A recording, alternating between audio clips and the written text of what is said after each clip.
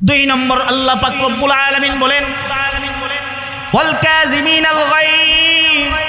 আল্লাহ পাক রব্বুল আলামিন বলেন যে রাগকে হজম করে, রাগ উঠছে, রাগকে সংযম করেছে, হজম করেছে। আল্লাহ পাক রব্বুল আলামিন এমন ব্যক্তিকে আল্লাহ পছন্দ করেন ওয়াল আফিনা আনিন নাস, যে নাকি মানুষকে ক্ষমা করে আল্লাহ তাকে পছন্দ করেন। এই তিন ব্যক্তির ব্যাপারে আল্লাহ এখানে বলতেছেন আল্লাহু ইউহিব্বুল মুহসিনিন।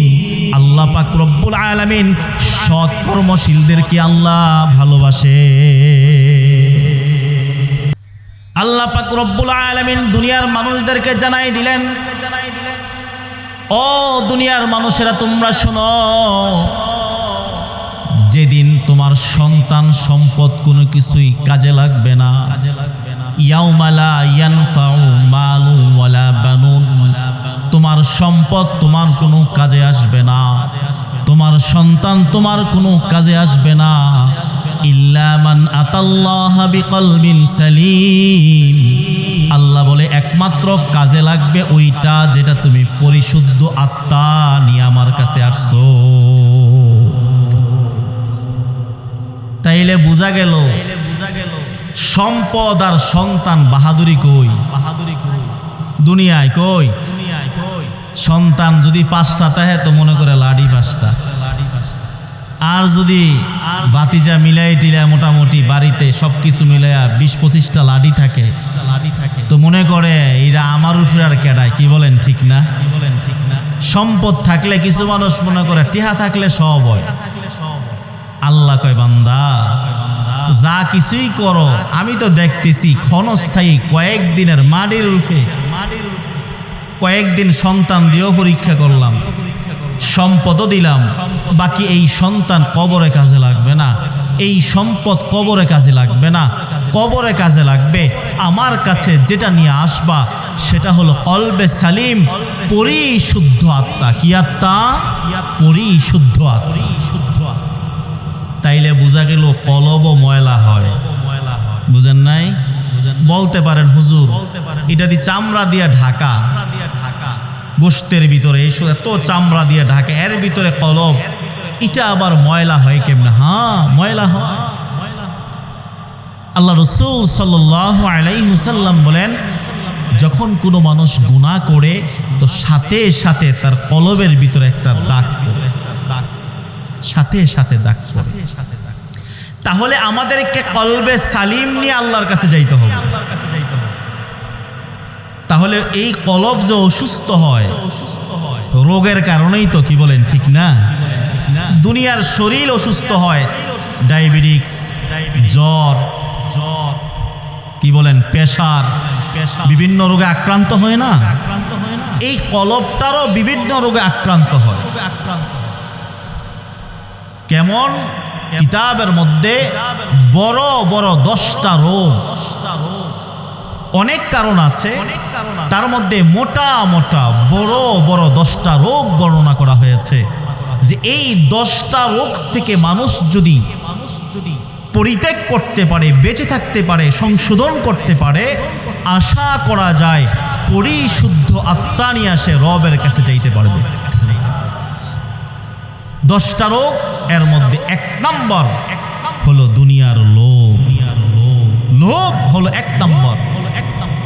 2 নম্বর হলো দীর্ঘ আশা। লোভ থেকেই দীর্ঘ আশার জন্ম হয়। কি বলেন ঠিক কিনা? একটা বাড়ি আছে, আরেকটা বাড়ি করা দরকার, একখানি জমি আছে আরেকখানি জমির দরকার,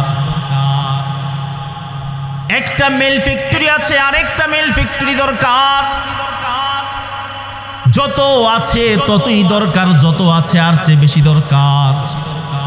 আল্লাহ রাসূল সাল্লাল্লাহু আলাইহি ওয়াসাল্লাম বলেন লাউ কানা লিইবনি আদম ওয়াদিয়ান মিন যাহাবিন লা আহাব্বা আন ইয়াকুনা সানিয়ান ওয়া লাম ইয়ামলা ফা ইল্লা তুরাব। আল্লাহ রাসূল সাল্লাল্লাহু আলাইহি ওয়াসাল্লাম বলেন বনি আদমের স্বভাব হলো যদি তাকে একটা স্বর্ণের পাহাড় দেওয়া হয় সে আরেকটা স্বর্ণের পাহাড় চাইবে, একটা স্মরণের পাহাড়ও যদি তাকে দিয়ে দেওয়া হয় বলবে আমার আরেকটা দরকার। আল্লাহ রাসূল সাল্লাল্লাহু আলাইহি ওয়াসাল্লাম বলেন এই চাওয়া তার শেষ হবে যেদিন কবরের মাটি মুখের মধ্যে পড়বে। যেদিন কবরের মাটি মুখের মধ্যে পড়বে রাসূল বলেন ওই দিন সব ইচ্ছা চাওয়া স্বপ্ন সব শেষ হবে। কি বলেন ঠিক কিনা? সব শেষ। কত মানুষ কত সব হুজুর এমনে এই করবো, বাড়িটা চিন্তা করছি ডুপ্লেক্স করব, কিছু টাকা আছে ব্যবসা দিয়ে এই করব। কত দোস্ত শুধু স্বপ্ন দেখেছে, স্বপ্নই রয়ে গেছে, দুনিয়াতে আর নাই। কি বলেন ঠিক কিনা? দীর্ঘ আশা এটাও একটা রোগ, তাকে এই দুনিয়ার মোহাব্বত লোভ থেকে বের হতে দেয় না। অনেক মুরব্বী আছে চায়ের দোকানে বসে বসে কয় জীবনে তেমন আর কোনো ইচ্ছা নাই, চাহিদা নাই ওনার। দুইটা ছেলে এক ছেলের লাগে মোটামুটি একটা জায়গা রাইখা বিল্ডিং উড়াইছে, আরেকটা ছেলের আরেকটা বাড়ি করে দিতে পারলে ওনার আর কোনো আশা নাই। আসেনি অনেকে এমন দীর্ঘ আশা, দুনিয়া নিয়ে বড় আশাবাদী। এই দুনিয়া করতে করতে করতে করতে একদিন আজরাইল যখন খপ করে ধরে আফসোসের চেহারা নিয়ে যায়, হায় কিসের পিছনে জীবন কাটাইলাম। তাহলে 1 নম্বর রোগ হলো লোভ, 2 নম্বর রোগ হলো দীর্ঘ আশা, 3 নম্বর কলবের রোগ হলো রাগ গোসা। এটা কলবের বড় রোগ। আল্লাহ রাসূল সাল্লাল্লাহু আলাইহি ওয়াসাল্লামের কাছে আয়েশা এক সাহাবা বলেন ইয়া রাসূলুল্লাহ আউসিনি, আমাকে নসিহত করেন, আমারে কিছু নসিহত করে দেন। আল্লাহ রাসূল সাল্লাল্লাহু আলাইহি ওয়াসাল্লাম বলেন লা তাগদাব, রাগ করিও না, রাগ কমাও। আল্লাহ রাসূল সাল্লাল্লাহু আলাইহি ওয়াসাল্লামের কাছে আবার বললেন ইয়া রাসূলুল্লাহ আমাকে একটু নসিহত করেন। রাসূল আবার বললেন লা তাগদাব, রাগ করিও না, গুসা করিও না। তার মানে ওই সাহাবার ভিতরে রাগের একটা প্রবণতা ছিল। আল্লাহ রাসূল বলেন রাগ কমাও, দিল সংশোধন হয়ে যাবে।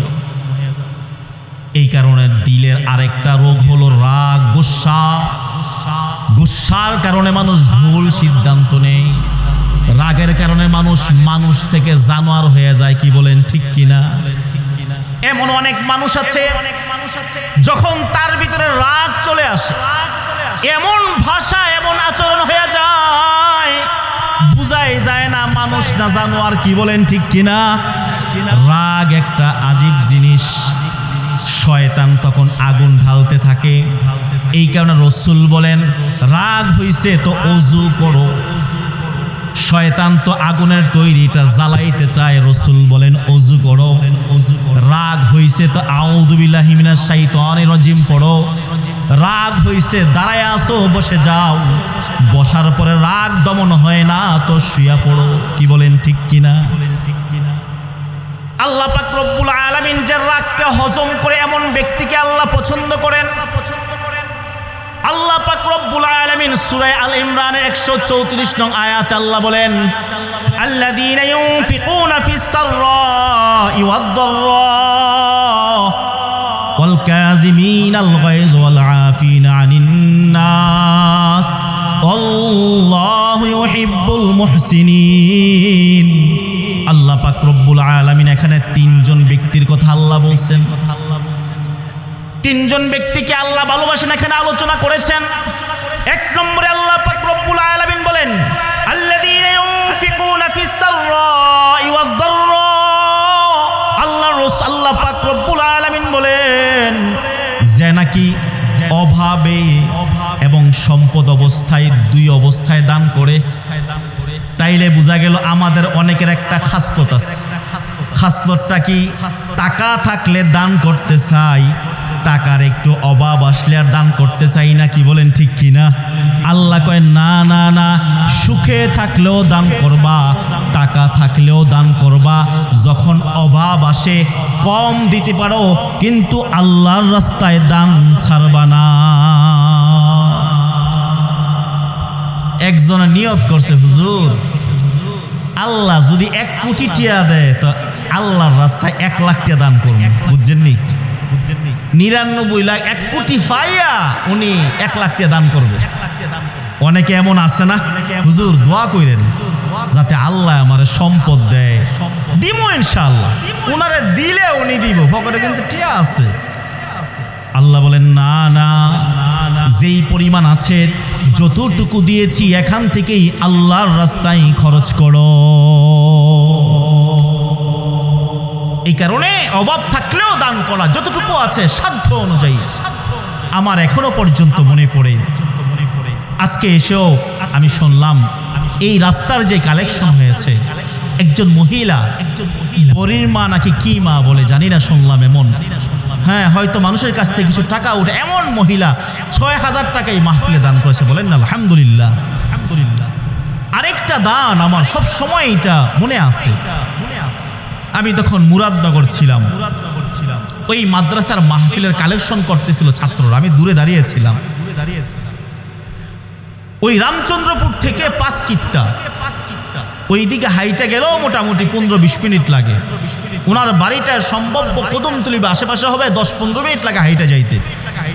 পকেটে 10 টাকা আছে, অটো ভাড়াও 10 টাকা। লোকটার মাথার মধ্যে একটা বোঝা, ছাত্ররা মাদ্রাসার জন্য টাকা চাইতেছে। এই লোকটা পকেট থেকে 10 টাকা বের করে বলতেছে, হাইটা গেলেও আমার বাড়িতে যাওয়া হবে, অটো দিয়ে গেলেও আমার বাড়িতে যাওয়া হবে, আমি এই 10 টাকা কষ্ট করে হাইটা যাই, তারপরেও 10 টাকা আমি মাহফিলের জন্য দিয়ে গেলাম। বলেন না সুবহানাল্লাহ। কি পরিমাণ ইখলাসওয়ালা দান ছিল, মুহাব্বতের দান ছিল। এই কারণে দান বেশি হইলেই নয়, আল্লাহ পাক রব্বুল আলামিন তো বান্দার দিলের দিকে তাকায় আছেন, বান্দার কলবের দিকে তাকায় আছেন। রাসূল সাল্লাল্লাহু আলাইহি ওয়াসাল্লাম বলেন, ইন্নাল্লাহা লা ইয়ানজুরু ইলা সুওয়ারিকুম ওয়া আমওয়ালিকুম ওয়ালাকিন ইয়ানজুরু ইলা কুলুবিকুম ওয়া আমালিকুম। রাসূল সাল্লাল্লাহু আলাইহি ওয়াসাল্লাম বলেন, আল্লাহ পাক রব্বুল আলামিন বান্দার বাহ্যিক আমলকে দেখেন না, আল্লাহ বান্দার বাহ্যিক সুরতকে দেখেন না, আল্লাহ তো বান্দার কলবকে দেখেন, তার আমলকে দেখেন। কি বলেন ঠিক কিনা? এই কারণে আল্লাহ পাক রব্বুল আলামিন 1 নম্বর পছন্দ ব্যক্তি হলো সচ্ছলতা অবস্থায়ও দান করবে, অভাবের সময়ও দান করবে। 2 নম্বর আল্লাহ পাক রব্বুল আলামিন বলেন, ওয়াল কাযিমিনাল গায়জ।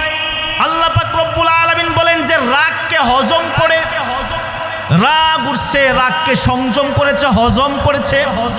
আল্লাহ পাক রব্বুল আলামিন এমন ব্যক্তিকে আল্লাহ পছন্দ করেন, ওয়াল আফিনা আনিন নাস, যে নাকি মানুষকে ক্ষমা করে আল্লাহ তাকে পছন্দ করেন। এই 3 ব্যক্তির ব্যাপারে আল্লাহ এখানে বলতেছেন, আল্লাহু ইউহিব্বুল মুহসিনিন। আল্লাহ পাক রব্বুল আলামিন সৎ কর্মশীলদেরকে আল্লাহ ভালোবাসে। তাইলে রাগ হজম করা, রাসূল সাল্লাল্লাহু আলাইহি ওয়াসাল্লাম বলেন, কুস্তি খেলা কেউ কাউকে শোয়াইলে বাহাদুর না, বাহাদুর হলো সে যে নাকি তার নিজের রাগকে হজম করতে পারে। কি বলেন ঠিক কিনা? এটা বড় বাহাদুরি। দেখেন না আয়েশা, দেখেন না আয়েশা, মাথা নষ্ট ফতুয়ার জন্য কি ফতুয়া?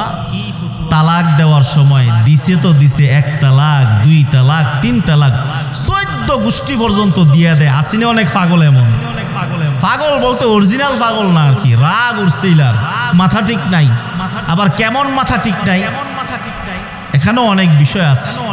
আয়াকা হুজুর মাথাটা ঠিক আছে না, তো মাথা ঠিক নাই মানে? আচ্ছা বলেন তো দেখি, মুফতি কেরাম জিজ্ঞাসা করে, আচ্ছা তখন কয়টা বাজবে? হুজুর আনুমানিক 11টা হইব। আচ্ছা দেন বলা আপনার পাশে কে আছেন? তো হুজুর এ আছেন। তো আপনার মাথা ঠিক আছেন না কেন? মাথা ঠিক আছেন না কেন? ধরা খাইছেনি, ধরা খাইছেনি। এই কারণে রাগ আসলে এটাকে নিয়ন্ত্রণ করা, এটা বড় বাহাদুরি। তাহলে 10টা রোগের মধ্যে 1 নম্বর লোভ, 2 নম্বর দীর্ঘ আশা, 3 নম্বর হলো রাগ, 4 নম্বর হলো অহংকার। অহংকার এটা বড় একটা রোগ। ইবলিস আবেদ ছিল নি? আবেদ ছিল নি? কত বড় আবেদ ছিল, শেষ করছে তাকে অহংকারে। শেষ করছে তাকে অহংকারে। অহংকার কি? যখন আদম আলাইহিস সালাতু ওয়াস সালামকে সেজদার জন্য বলছে, ইবলিসের ভিতরে রোগ ঢুকছে। রোগ কি? আমি তো আগুনের তৈরি, আদম তো মাটির তৈরি। আগুনের খাস্তত হলো উপরে থাকা, মাটির খাস্তত নিচে থাকা। আমি উপরে থাকনেওয়ালা, আমি আদম মাটির এই তৈরি। আদমকে আমি সেজদা করব কি করে? রোগ ঢুকছে নি? অহংকার ঢুকছে নি?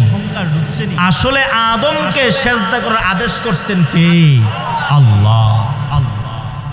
তাইলে শয়তান আবেদ ছিল, আরেফ ছিল, কিন্তু আশেক ছিল না। কি ছিল না? আশেক ছিল না। আল্লাহর ইবাদত করেছে, আল্লাহ সম্পর্কে জানতো, কিন্তু আল্লাহর আশেক ছিল না। কেন?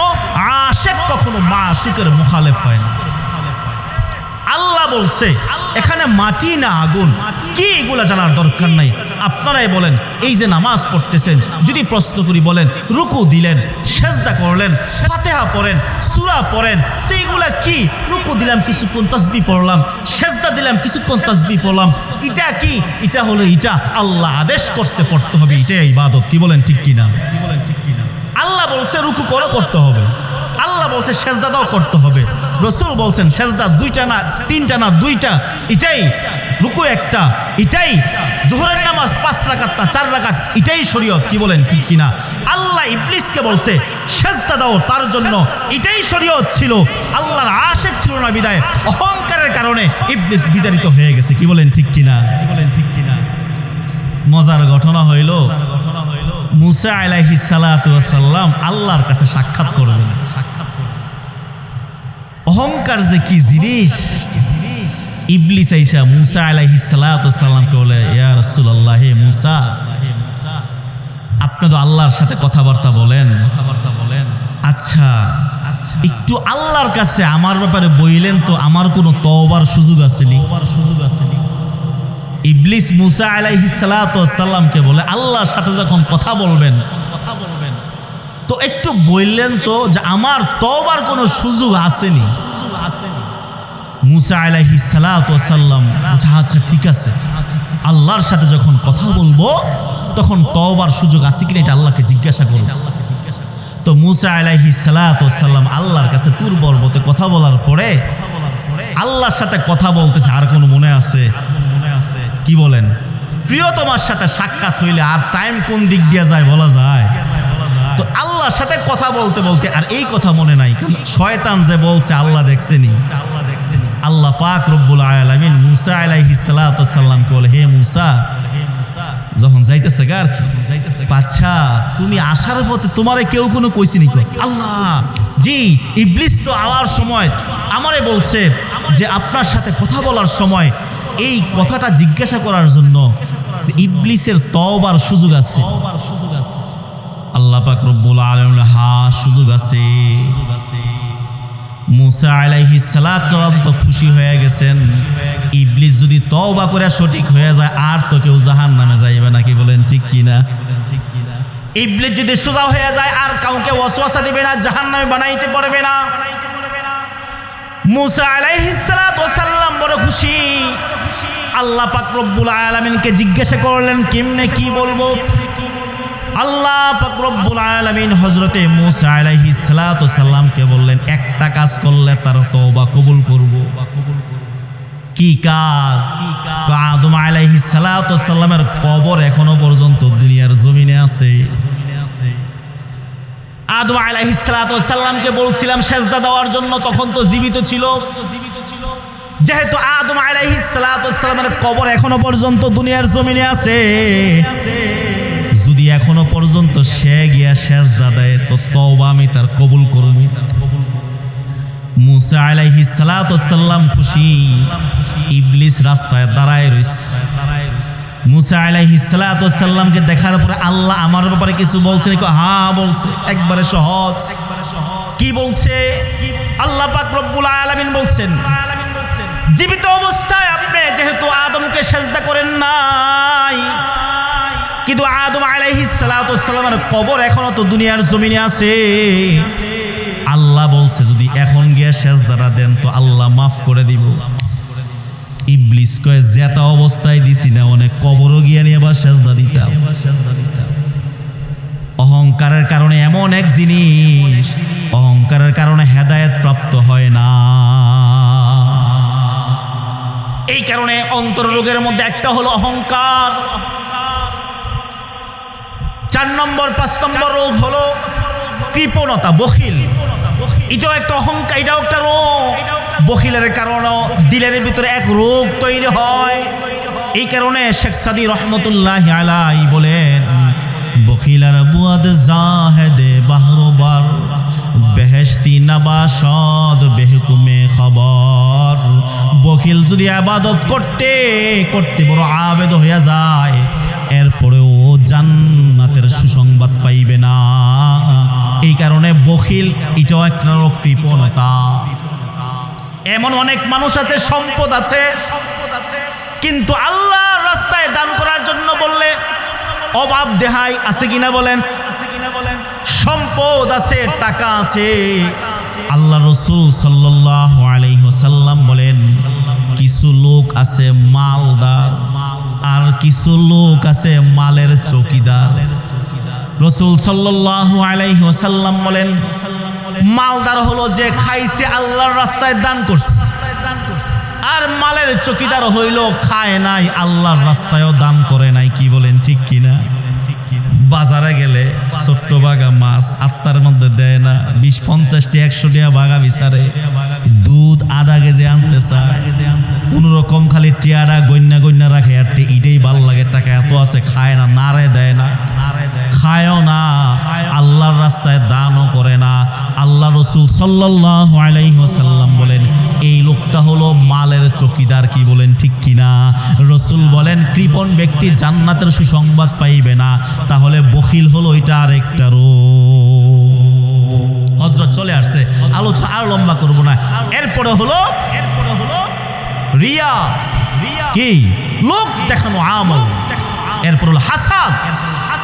হাসাদ এক বড় জিনিস।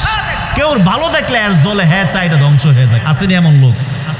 কি না, এটাও একটা হাসাদের মতোই, সব সময় জ্বলে, হের করে ভালো হয়। আসেনি অনেকে হের করে ভালো হয়। তাহলে লোভ, অধিক আশা, রাগ, অহংকার, কৃপণতা, রিয়া, হাসাদ, কিনা, এই রোগগুলা হলো কলবের বড় বড় রোগ। এই রোগ যদি পরিশুদ্ধ না হয় কলবে সালিম হবে না। কলবে সালিম যদি না হয় তার অন্য ইবাদত সকল অঙ্গ প্রত্যঙ্গগুলোও সঠিক হবে না। রাসূল সাল্লাল্লাহু আলাইহি ওয়াসাল্লাম বলেন আলা ইন্না ফিল জাসাদি লামুদগা ইদা সালাহাত সালাহাল জাসাদু কুল্লুহু ওয়া ইদা ফাসাদাত ফাসাদাল জাসাদু কুল্লুহু আলা ওয়া হিয়াল কলব। মানুষের ভিতরে একটা গোশতের টুকরা আছে, এটা যদি ঠিক হয়ে যায় তার সমস্ত অঙ্গ প্রত্যঙ্গ ঠিক হয়ে যাবে। এটা যদি নষ্ট হয়ে যায় তার সকল অঙ্গ প্রত্যঙ্গ নষ্ট হয়ে যাবে। তার মানে এই অঙ্গ প্রত্যঙ্গ দিয়া ভালো কিছু আশা করা যাবে।